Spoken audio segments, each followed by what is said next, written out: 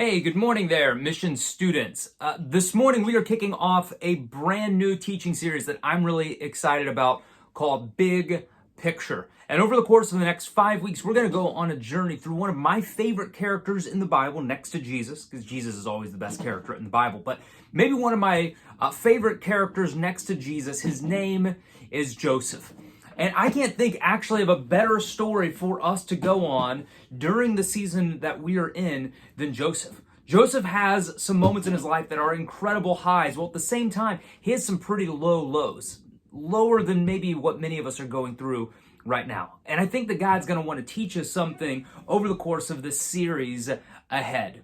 So join us today as we kick off a new series called Big Picture. And today we're going to talk about family. And I don't know about you, but I know in our lives, in my life, that sometimes family can feel a little dysfunctional. In fact, we say that we put the fun in dysfunctional in our family. And we're going to see that as crazy as you might think your family is, Joseph's family might have actually even been crazier. So join me in this brand new series we're kicking off today called Big Picture. Here's my friend Gene to tell us more.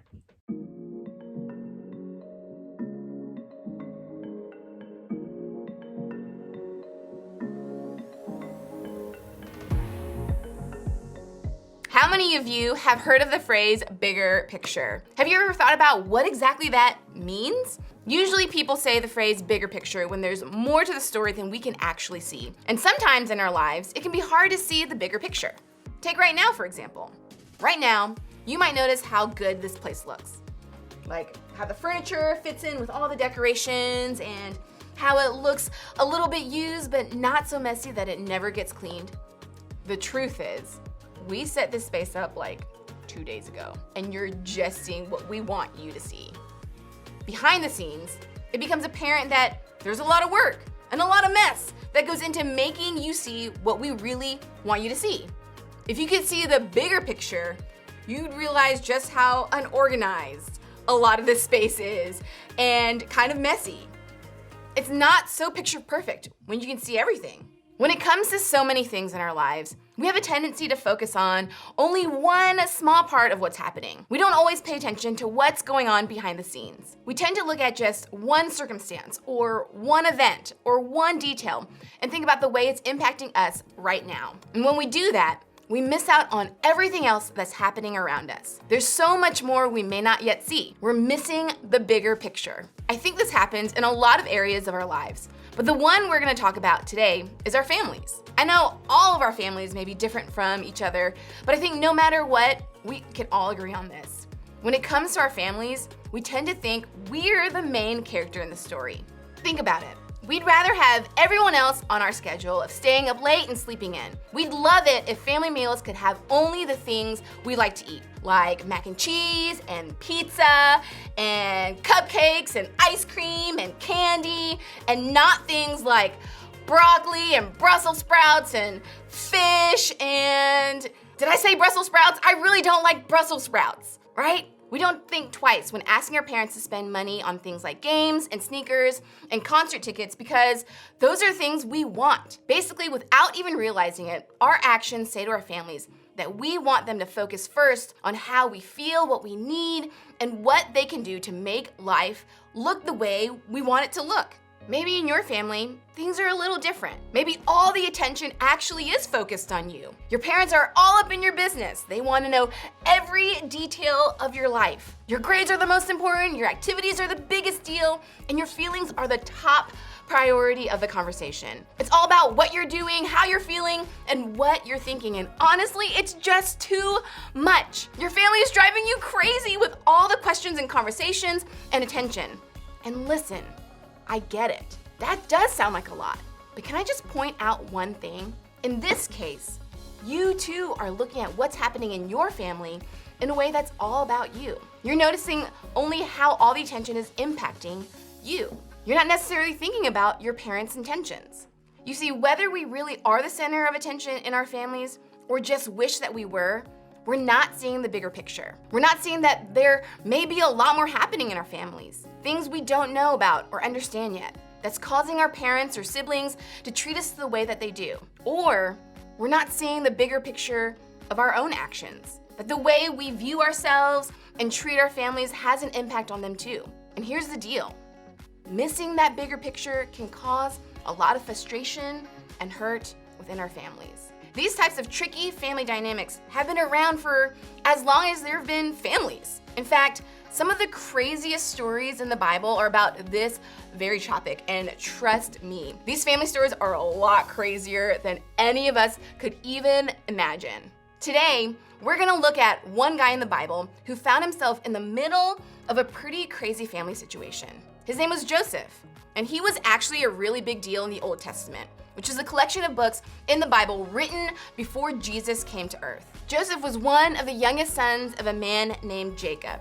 And Joseph had a lot of older brothers, like 10 of them. So we're talking a pretty big family here. Now, Joseph's family probably looked quite a bit different than this family we see here, because obviously they were real people and not cartoons, and there were 10 of them. But one thing that's true about all families, both back then and now, is that the relationships in them can be tricky. So that being said, let's take a look at what made some of the relationships in Joseph's family so tricky. Jacob loved Joseph more than any of his other children because Joseph had been born to him in his old age. So one day, Jacob had a special gift made for Joseph, a beautiful robe. But his brothers hated Joseph because their father loved him more than the rest of them. They couldn't say a kind word to him. So basically, Jacob loved Joseph more than all of his other children, and he did nothing to hide it. Jacob could have just said, "Hey, other sons, Joseph, Lucky Charms with marshmallows," or just the marshmallow part, really. And you guys are Brussels sprouts.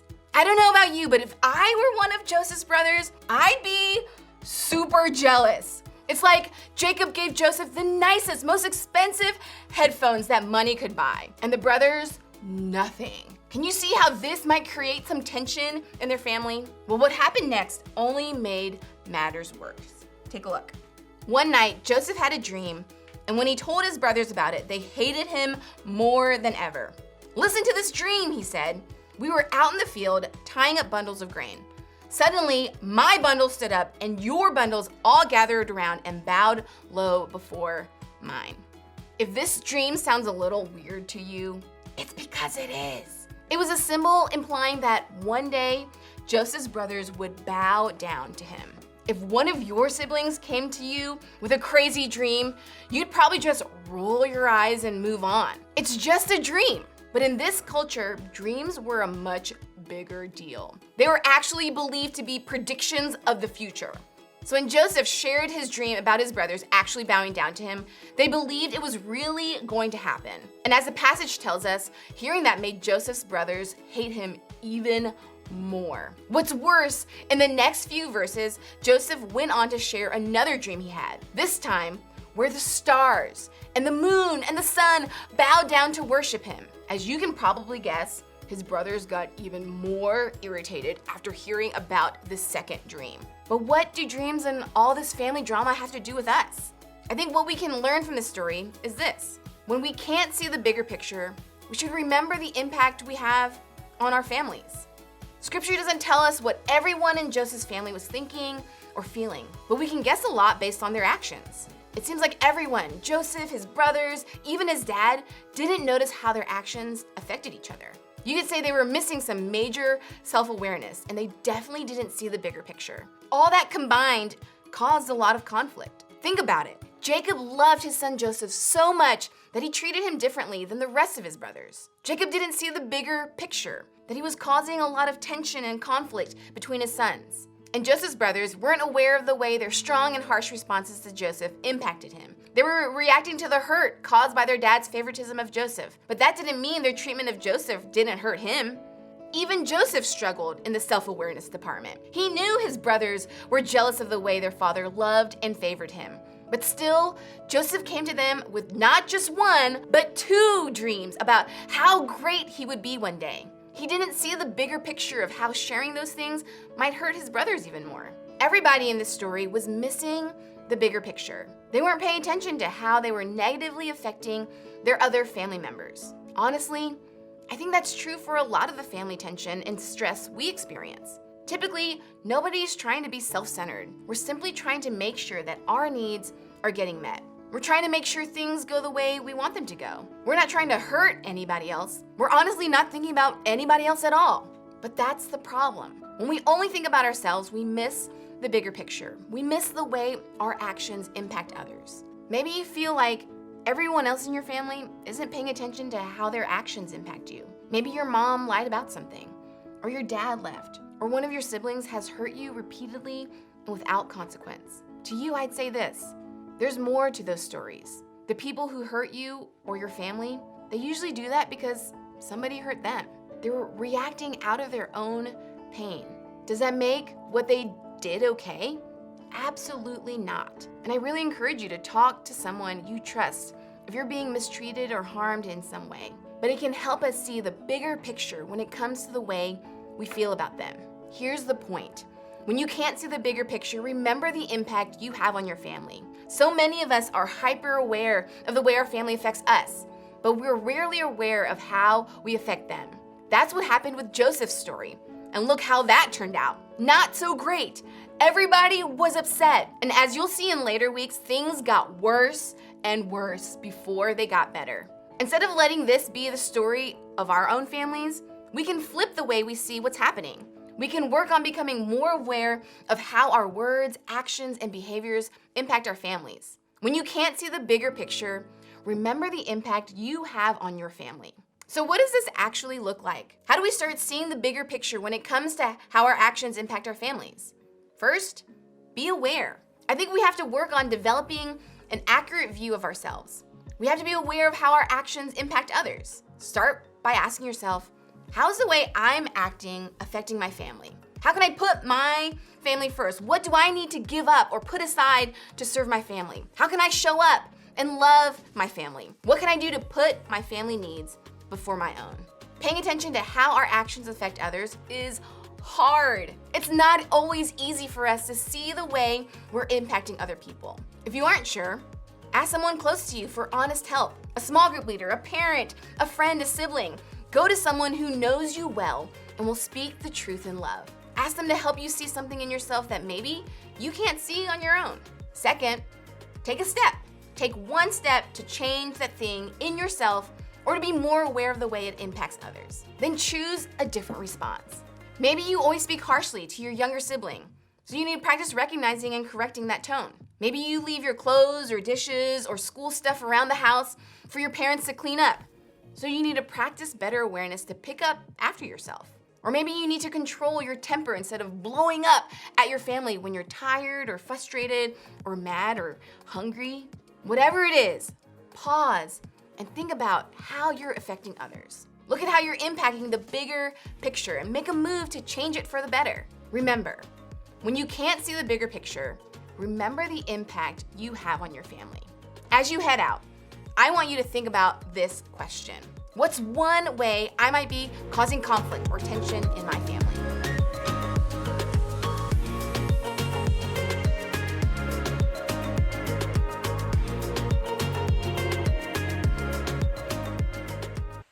Hey, middle school students, thanks for joining us for week 1 of our series, Big Picture. I hope that today you actually were able to learn something through the story of Joseph, and I look forward to seeing how that's going to continue. But I want to invite you, join me tonight for Live at 5 so that you can talk about this a little bit more in the context of your small group.